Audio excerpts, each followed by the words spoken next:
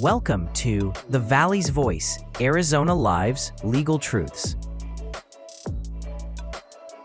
Welcome to The Valley's Voice, Arizona Live's Legal Truths with Travis Meltzer, founding and managing attorney at Valley Injury Law. Travis is a practicing attorney in both Arizona and Nevada who began his career in insurance defense before founding his own firm to advocate for injured individuals. His team prioritizes quality over quantity to give every client personalized legal support from start to finish. I'm your host, Lisa Mosbey, and today we're breaking down what happens when fault isn't completely one-sided and whether being partly responsible automatically ruins your case. Welcome, Travis. Hi, Lisa. Thank you so much. It's a pleasure to be here with you discussing this because it's really a confusing topic for folks. So, Travis, can someone still recover compensation after an accident if they were partly at fault? So the quick answer is yes. At least in Arizona, it's yes. And I'll focus on that just for the sake of this conversation, because there are certain jurisdictions like Nevada, where I'm also licensed, where if you are shown to be a majority at fault, 51%, you cannot recover. And in Arizona, the alternative is if you are 99% at fault, you can recover for that 1%. So that is really when somebody who's done this a while, an attorney, myself, whoever you end up calling, is really important to really determine whether your case can move forward. How does Arizona handle cases where more than one person shares responsibility for the accident? It gets real messy and complicated for somebody like me, and it just becomes difficult. And I try very hard to explain it to clients when that accident comes through our doors. Because, the most common one is that pile up rear end case that everybody, unfortunately, has either seen or been a part of.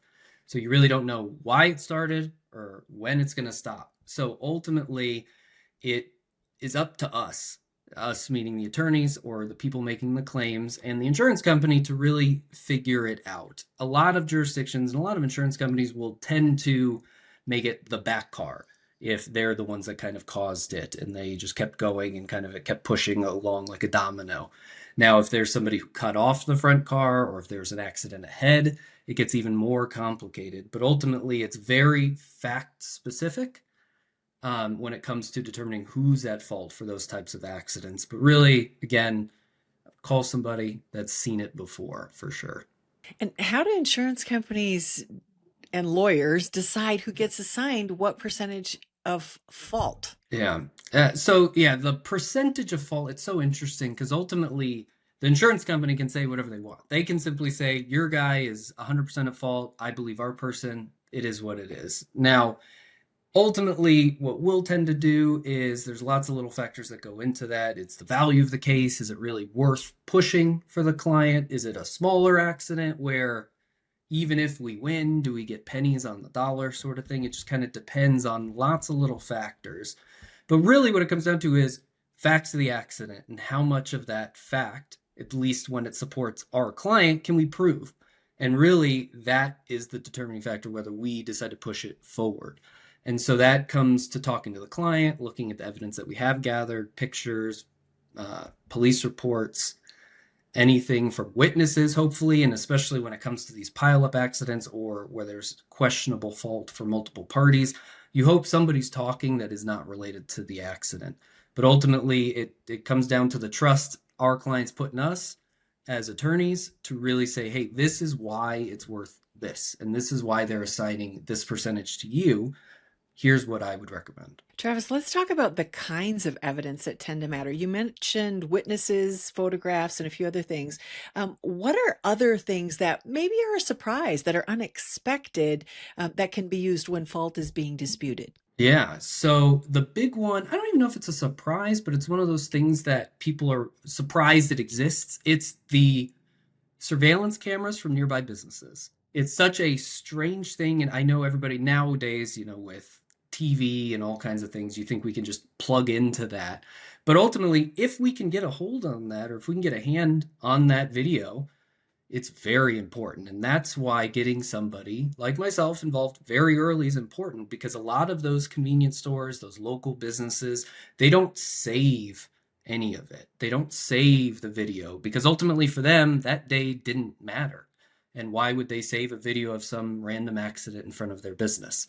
So it's important to tell your attorney, or when you give an attorney's office a call, you know exactly where it happened, when it happened, because my office, using it as an example, will then pull it up on a map, as weird as it, and just look at the surrounding businesses. And if we think it could possibly be an issue, we'll go ahead and send letters to these businesses and say, hey, please save or at least retain that video.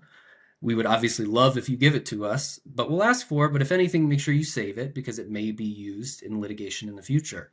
So that's the biggest surprise that I've seen change the entire course of a case before, because we were able to get the video and it completely supported our client and we're able to move forward. So that's probably the biggest one that's a surprise. And what are some common situations where fault ends up being shared instead of falling completely on one person? Yeah, the biggest one that I see day to day is when you're just sitting there at that yield left turn and you try to start make that left turn, and somebody just comes flying through, whether you thought they had a red or not. That is the biggest one. And especially because in Arizona, and I'm pretty sure Nevada as well, those left turns are almost as well or as much as you could have rear-ended them, because you're presumed at fault. Because when you go through that intersection, you have to, as the person making the left, make sure it's clear and that it's safe to do so. So that is the biggest one. Now, how that becomes a shared fault incident is, one, you did everything right. You waited for the light to turn red. You waited for them to at least approach the light and you thought he was going to stop. And there's video, right? That could be great too. So dash cams are super important as well. But that's the biggest one that I see, is that left turner where we claim we have the light and they say they had a green, we say they were speeding. So there's lots of little things that kind of go back and forth for those types of cases. And it's interesting, the driving test that you get to take after the age of 55 to lower your insurance. They focus on that so much, over and over and over, on that left-hand turn, how to avoid them, how to go around and make a right-hand turn. So I think it is so prevalent. Yeah, absolutely. Yeah. So do people sometimes rule themselves out too quickly because they assume being partly at fault means that they don't have a case? Yes. Yeah, they do. It's one of those things where they feel, even if it's not their fault, that the police officer gave a ticket for changing lanes and they, in their minds, didn't change lanes, but they don't want to fight it and it's too much of a hassle, or they are hurt and they were told by the police that it's their fault. So the short answer is yes. And ultimately, what I have tried to preach so hard in our jurisdiction for the 10, 12 years I've been practicing law is just ask an attorney. I compare it to the doctor when you're trying to self-diagnose, because ultimately that is more common anyway than a car accident. So like if you have a cold and you go to Google and you're trying to self-diagnose, most of the time it's not right. So when you Google the same outcome of your car accident, I'm going to tell you, odds are that self-diagnosis of your car accident may be wrong. And so please call somebody before it's too late, really, because worst case, that's what I always tell clients, worst case, we just confirm what you thought already. Best case, we discover the fact like, oh, actually, this is important.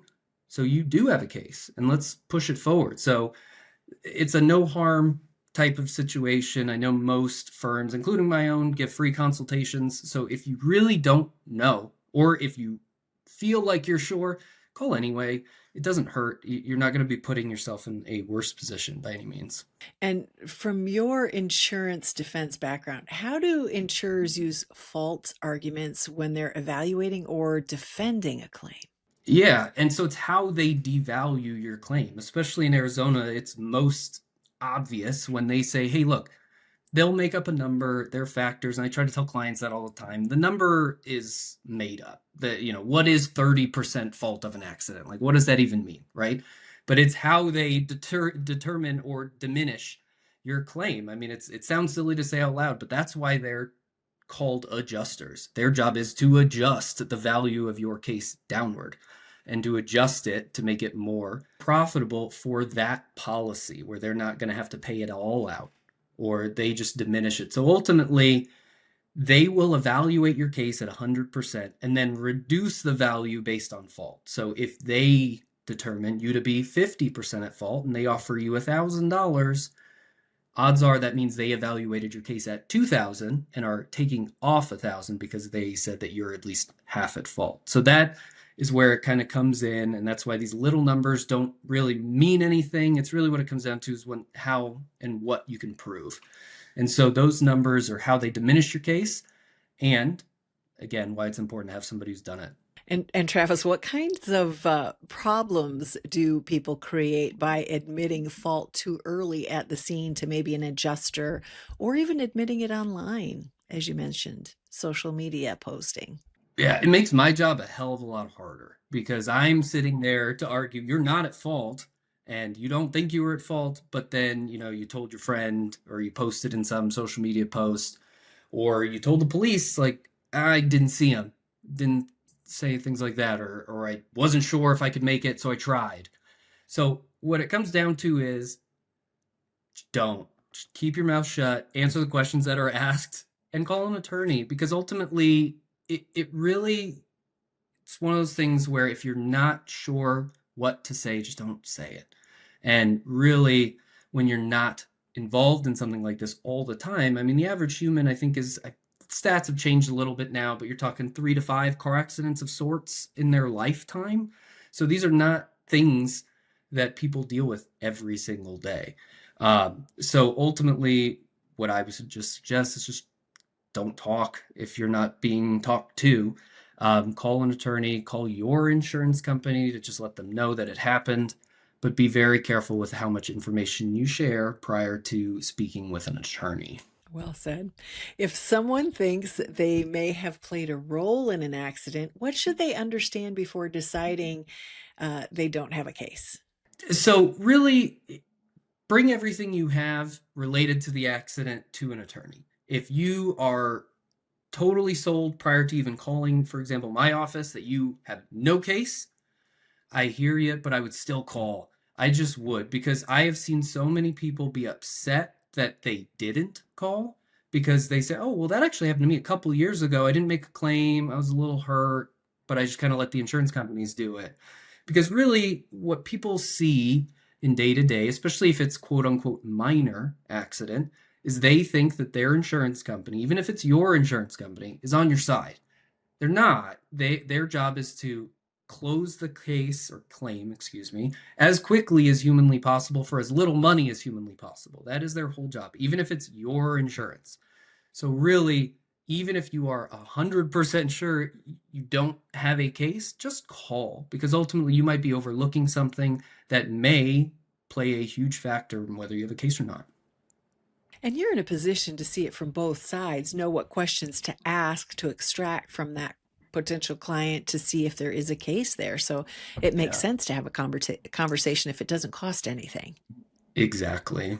Kind of a weird thing to say out loud, but yes, agreed, Lisa. Okay, I'm getting it. It all landed for me.